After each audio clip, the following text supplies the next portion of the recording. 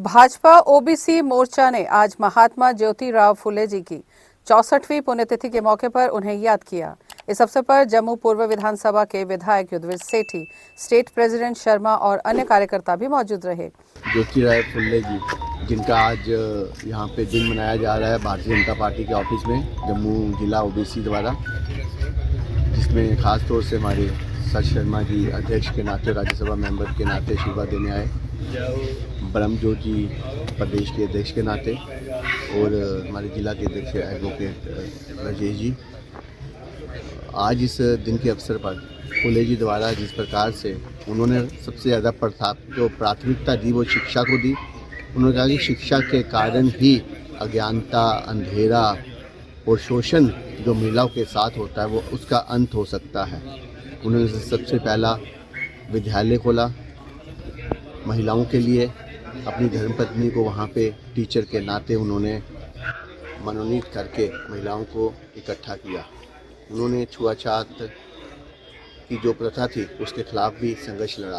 उन्होंने कहा कि जो हमारे स्कूल है उसके अंदर जो अध्यापक होने चाहिए उनको अच्छी सैलरी मिलनी चाहिए और वो भी इसी वर्ग से होने चाहिए, छोटे समाज से होने चाहिए, क्योंकि उनको देखकर वहाँ के जो बच्चे हैं वो भी पढ़ने आएंगे। उन्होंने अपने समाज के उत्थान को उसको आगे ले जाने के लिए जो पूरा अपना जीवन दे दिया, इसी नाते आज हम सब उनको याद करते हैं। और नरेंद्र भाई मोदी जी द्वारा भी आने वाले जो भी उनके डिसीज़न होते हैं उसके अंदर वो भी जो फुले जी के बताया हुआ मार्गदर्शन उसके ऊपर चलते हैं। बेटी पढ़ाओ बेटी बचाओ के नाते बेटियों को आगे लेके आना, उसके साथ साथ उन्होंने हर घर के अंदर शौचालय देना कि स्वाभिमान के साथ, इज्जत के साथ हमारी महिलाएं आगे बढ़ सकें। ऐसा सब कार्य करने के बाद ही आज जम्मू को अगर हम अपने भारत को अगर हम आने वाले समय के अंदर 2047 के अंदर परम वैभव पे देखते हैं तो उसमें महिलाओं का सबसे बड़ा सराहनीय योगदान होगा। इसीलिए आज का दिन हमारे लिए महत्वपूर्ण है। मैं ओबीसी समाज को एक बार फिर अपनी तरफ से भारतीय जनता पार्टी के लिए इस भव्य कार्यक्रम के लिए हार्दिक शुभकामनाएं देता हूँ। कार्यकर्ताओं ने महात्मा ज्योतिराव फुले के समाज सुधार और शिक्षा के क्षेत्र में किए गए योगदान को याद किया और उन्हें सम्मानित किया।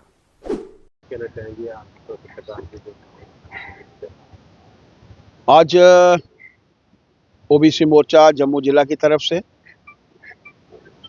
अरुण जी की तरफ से एक कार्यक्रम रखा गया था, जिसमें हम सब ने मिलकर महात्मा ज्योतिराव फुले जी, जिनको हम महात्मा ज्योतिबा फुले जी के नाम से भी जानते हैं, मेरा सौभाग्य है कि इस कार्यक्रम में जिसमें हमने उस महान विभूति को नमन किया, याद किया, इसमें हमारे स्थानीय विधायक युद्धवीर जी, हमारे ओबीसी मोर्चा के अध्यक्ष ब्रह्मजोत जी, हमारे जम्मू जिला के अध्यक्ष राजेश जी और पार्टी के सभी प्रमुख कार्यकर्ताओं के साथ मिलकर, ओबीसी की पूरी टीम के साथ मिलकर हमने उस महान विभूति को याद किया है।